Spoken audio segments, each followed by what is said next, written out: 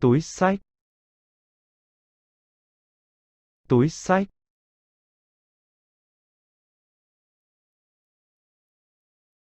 mũ,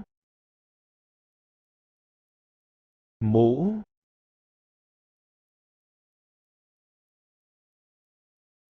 quần jean, quần jean,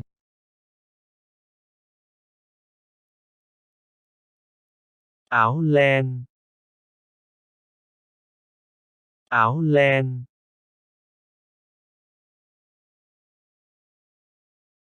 bốt cao gót, bốt cao gót,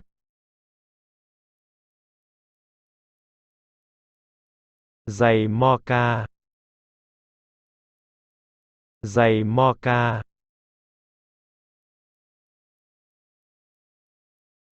mũ tốt nghiệp, mũ tốt nghiệp, quần dài, quần dài,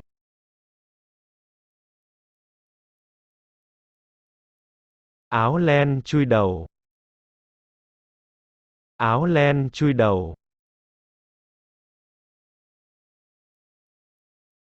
quần áo ngủ, quần áo ngủ,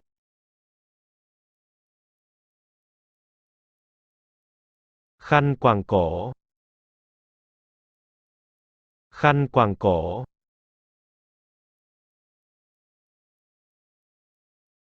quần sót, quần sót,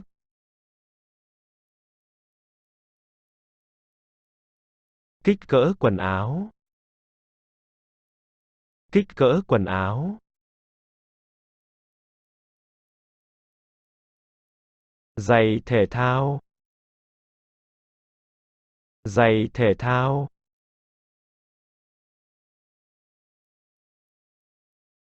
tất,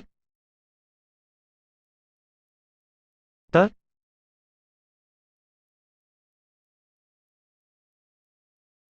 bộ com lê, bộ com lê,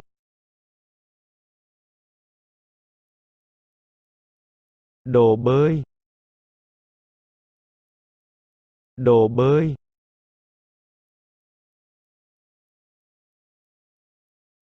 cà vạt,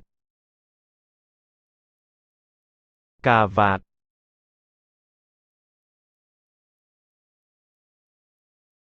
áo, áo,